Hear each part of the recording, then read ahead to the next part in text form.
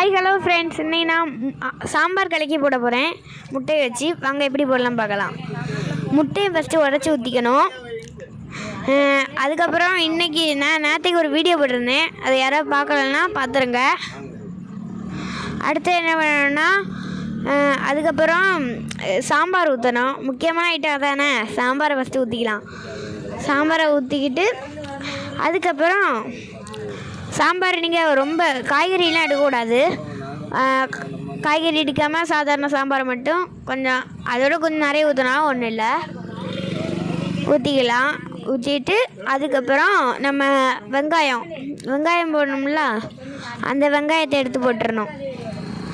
அடுத்து நம்ம திருப்பி நம்ம கல்லுக்கே போயிடணும். நான் எனக்கு 2 கைப்பிடி போட்டிருக்கேன், உங்களுக்கு எவ்வளோ வேணுமோ போட்டுக்கோங்க. அதுக்கப்புறம் மெயின் ஐட்டத்தை மறந்துட்டோம், உப்பை மறந்துட்டோம். உப்பு போடுறோம். உப்பு போடலன்னா சப்புன்னு இருக்கும். உப்பு இல்லாத பண்ணால் குப்பை இல்லையா, அது மாதிரி உப்பு போட்டுக்கோங்க. உப்பு போட்டோன்னே நல்லா அடித்து கலக்குங்க. அடித்து கலக்கிட்டே இருங்க. கலக்கிட்டு அதுக்கப்புறம் கல்லில் ஊற்றிடுங்க. ஊற்றிடோன்னே அது ஒரு 2 அது ரொம்ப ஃபுல்லாக வெந்துடக்கூடாது.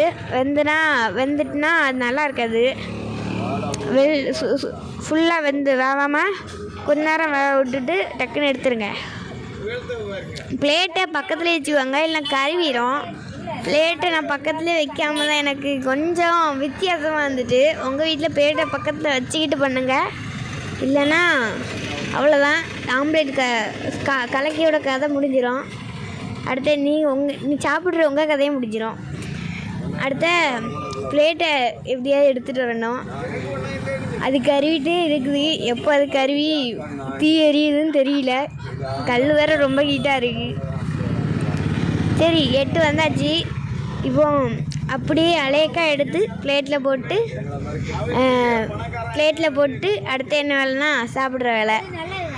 இப்போ இந்த கலக்கி வீடியோ பிடிச்சிருந்ததுன்னா லைக் பண்ணுங்கள், ஷேர் பண்ணுங்கள், கமெண்ட் பண்ணுங்கள். எங்கள் அண்ணன் திங்க இருந்தால் அவனுக்கு கையில் போட்டு விட்டுட்டு பாய்.